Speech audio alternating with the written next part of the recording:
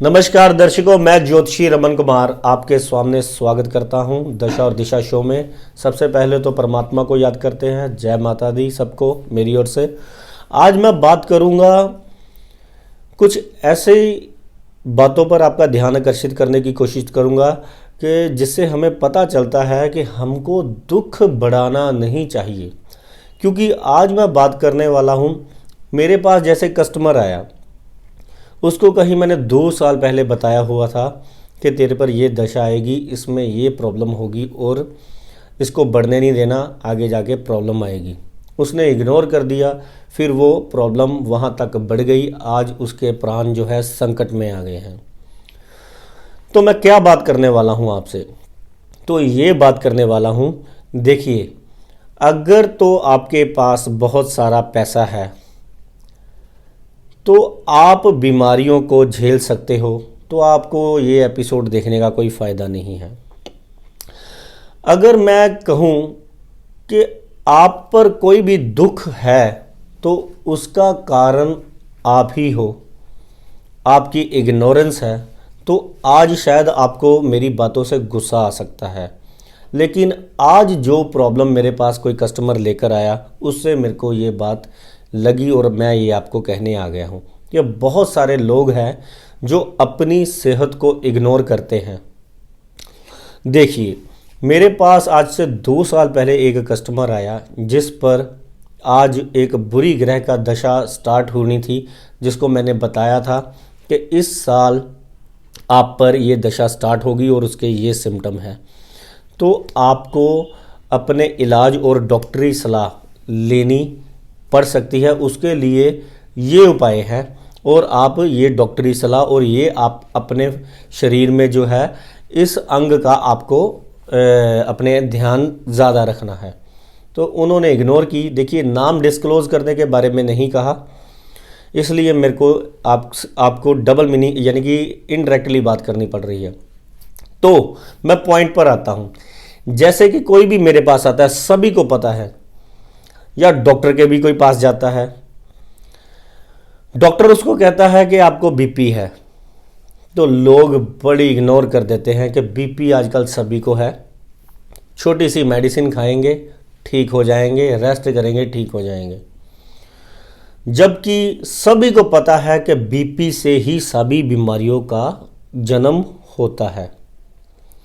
BP बढ़ता है, sugar, BP बढ़ता क्यों है? चिंताओं के कारण। वो चिंताएं कई कारणों से आ सकती हैं, उसके बारे में मैं शायद बाद में डिस्कस करता हूं। लेकिन चिंता लेने से बीपी बढ़ता है, बीपी बढ़ने से आगे शुगर आ जाती है, शुगर बढ़ती है, शुगर बढ़ने से किडनियां, कैंसर, फेफड़े, फिर एक बार दवाइयों के चक्करों में पड़े, फिर बाद में ना दवाइयों का साथ छूटता है और जान भी हाथ में नहीं आती। फिर दे चक्कर पे चक्कर, चक्कर पे चक्कर, चक्कर पे चक्कर अस्पतालों के लगते रहते हैं, डॉक्टरों के लगते रहते हैं। कि क्या आपको समझ नहीं आती कि आपको बीपी की प्रॉब्लम को सीरियस लेना था, आपको इतने यानी कि अपनी बीमारी को नहीं बढ़ाना चाहिए था, इसको इग्नोर नहीं करना चाहिए था। अगर आपको आज हम ज्योतिषी कहते हैं कि देखिए, अगर आपका लाख रुपया पर मंथ कमाई है, अगर अचानक से आपकी कमाई 50% रह गई है, 50,000 रुपया हो गया है, 60,000 रुपया रह गई है, 30,000 रुपया आपका कमी आ गई है, इस महीने आप पर कई कारणों से, दूसरे महीने भी आप पर हो सकता है, कोई आपको रीज़न ना पता चले कि आपकी सेल एकदम से, उसके रीज़न देखिए, कारोबारों के हो सकता है हज़ारों हों, लेकिन आपकी तो कमाई कम हो गई है ना, ये तो आपको पता है।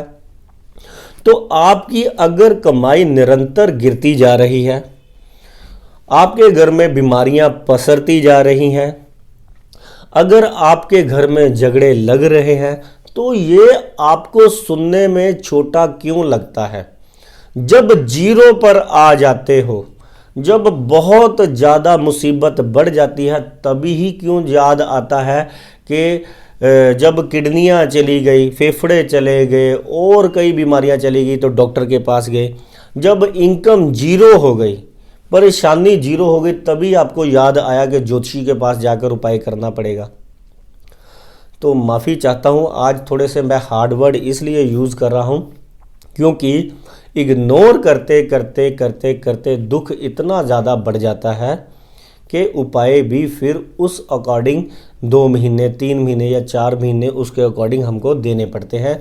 जैसे मेडिसिन देने के लिए कंट्रोल, देखिए दुख लगाने में क्या है कि इग्नोर करते बाहर की चीज़ें खाओ, आनंद वाली ज़िंदगी जिए जाओ अपने अकॉर्डिंग, बिल्कुल भी इन्फेक्शन वाली चीज़ों से ना बचो, अपनी सेहत का बुरा हाल कर दो क्योंकि आपके मन में है कोई बात नहीं, डॉक्टर के पास जाएंगे, 1-2 बार मेडिसिन खाएंगे, वो ठीक हो जाएंगे।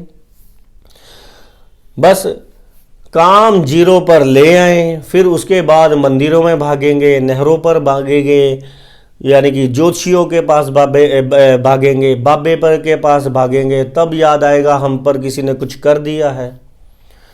अरे जब आपकी बीमारी, जब आपकी कमाई जब कम होने लगती है, तब आपको क्यों नहीं याद आता कि किसी के पास फटाफट चले जाना चाहिए कि ये चीज़ मेरी बीमार होने लग पड़ी है। लोग बीपी की बीमारी को इतना इजी लेते हैं। अरे बीपी आने ही ना दो, अगर बीपी आ गया है तो सैर क्यों नहीं करते, तलियां चीज़ें और भारी चीज़ें क्यों नहीं बंद करते। ऐसे थोड़ी होता है कि खाई भी जाओ और मेडिसिन भी खाई जाओ। तो माफ़ी चाहता हूँ, आज किसी के प्राण में संकट में देख रहा हूँ, उसको डॉक्टरों ने जवाब दे दिया है। उसको 2 साल पहले बताया गया था कि आपको बाहर की चीज़ें सख्त मनाही है, आपको शराब, मीट, अंडे की सख्त मनाही है, आपको बीपी तेज करने वाली चीज़ों से सख्त मनाही है। उसने परहेज़ नहीं किया और आज उनके गुर्दे हो गए हैं फेल। तो आज बताइए कि क्या इलाज करें, जबकि 2 साल से कह रहा था कि कृपया करके अपनी सेहत का ध्यान रखिए। तो आज मैं आपको एक उपाय देता हूं कि आपको टाइम अकॉर्डिंग, समय रहते बुद्धि आ जाए कि अगर हम पर कोई कष्ट आने वाला है, और जिन पर तो देखिए कष्ट आ गए हैं, बीमारियां आ गई हैं, उनको तो डॉक्टरी सलाह लेनी ही पड़ेगी, उनको मेडिसिन खानी ही पड़ेगी। हाँ, आज मैं उपाय उनके लिए भी देकर जाऊंगा कि उनकी जो है दवाइयाँ, मेडिसिन, डॉक्टर अच्छे से उनकी केयर करें, उनको मेडिसिन अच्छे से लगे। लेकिन जो इग्नोर करते हैं उनको भी अकल आ जाए। सबसे पहले तो आपने 800 ग्राम मूंगी साबुत दाल 2 बुधवार इसको मंदिर में चढ़ाना है, सुबह 7 से लेकर 8:30 बजे तक।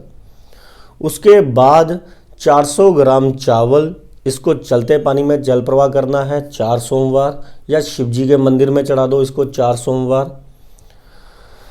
4 पैकेट दूध के, इसको भी शिव जी के मंदिर में आप चढ़ा सकते हो। देखिए चंद्रमा बढ़िया हो जाएगा, मन मजबूत हो जाएगा, मन मजबूत हो जाएगा, बुद्धि मजबूत हो जाएगी, तो आप ऐसे इग्नोर नहीं कर पाओगे। देखिए दिल आवाज़ें मारता रहता है कि मेरा काम गिर रहा है, मुझको परेशानी आ रही है, लेकिन आलस जो दिमाग है वो आलस करवाता रहता है। वो ओवर कॉन्फिडेंट, वो ओवर यानी कि अपने आप को पहलवान समझने की जो आदत है आपकी, या दिलेर समझने की आदत है, वो आपको ऐसी मुसीबत में डाल देती है। फिर उसका सालों के साल फिर इलाज चलता रहता है, फिर मरता क्या ना करता वाली पोजीशन आ जाती है।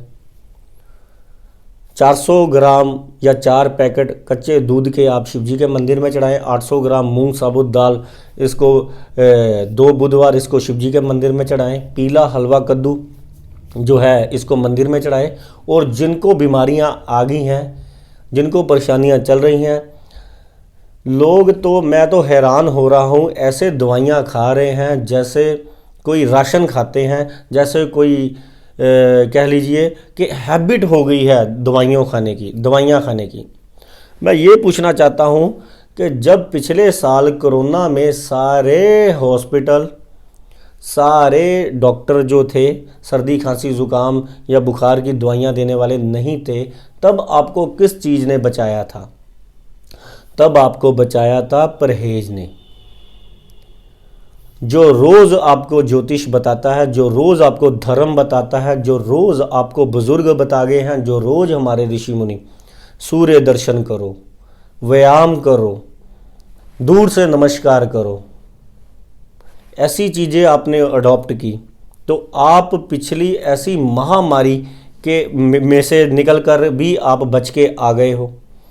उसमें हमारे देश की जनसंख्या बड़ी है, तो हाथ धोने से बीमारियां दूर रहती हैं, सूर्य दर्शन करने से बीमारियां दूर रहती हैं, दूर से नमस्कार करने से बीमारियां दूर रहती हैं, और बाहर की चीज़ें ना खाने से बीमारियां दूर रहती हैं।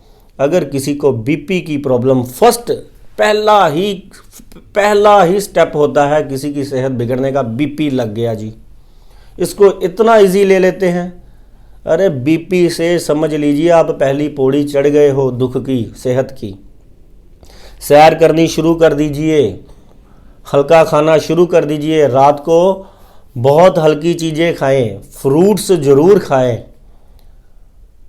पका हुआ भोजन जो है अपने दिनचर्या में उसको 50% कर दीजिए, और जो जीवित भोजन है उसको अपने दिनचर्या में 50% बढ़ा दीजिए। अब जीवित भोजन कौन सा है? देखिए, जो अन्न पकता है उस पर जो ज़रूरी तत्व होते हैं वो 50% जो है 60% ख़त्म हो जाते हैं, और 40% से हमारा शरीर जैसे तैसे करके काम चलाता है।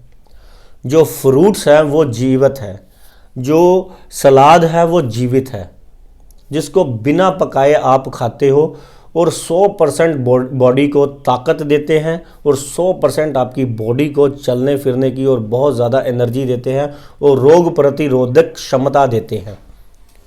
तो कृपया करके 50% अपने फूड की हैबिट, 50% आप अपने भोजन में जो है अपने दिनचर्या में व्यायाम की आदत डालें, और ये चीज़ों से दूर रहें। क्योंकि आज एक बहुत जवान लड़का जिसके सर पर 2 बच्चे हैं, जिसकी आज वाइफ जो है 27 साल की एज है और ख़ुद की 33 साल की एज है, ये कोई मरने वाली उम्र नहीं है, और डॉक्टरों ने जवाब दे दिया है। कृपया करके ज्योतिष को एक्स्ट्रा में नहीं, डॉक्टर की सलाह को एक्स्ट्रा में नहीं, कृपया प्रायोरिटी पर रखिए। फिर ज़िंदगी में आप पोतरों वाले, दोतरों वाले और लंबी उम्र भोगेंगे। और बाहर का कम से कम खाइए, यही निवेदन है अगर आपका शरीर नहीं अलाउड करता। खुश रहे, स्वस्थ रहे और बेफिक्र रहे, यही मेरी कामना है, और आज से यही मंत्र है। खुश रहें, स्वस्थ रहें और बेफिक्र रहें। उसके ही आज से मैं उपाय आपको देने शुरू करूंगा। आज से मैं आपको ऐसे उपाय देने शुरू करूंगा कि ज़िंदगी में आप पहले ही उस मुसीबत का जो आपको पहले ही बोध हो जाए। तो पीछे से समय समाप्ति की ओर, क्योंकि थोड़ा सा लेक्चर लंबा हो जाता है, देना पड़ता है, तो माफ़ी चाहता हूँ। अगले एपिसोड में आपको मैं रोचक जानकारी देने के लिए और नए उपाय देने के लिए आपके सामने उपस्थित हूँगा। नमस्कार।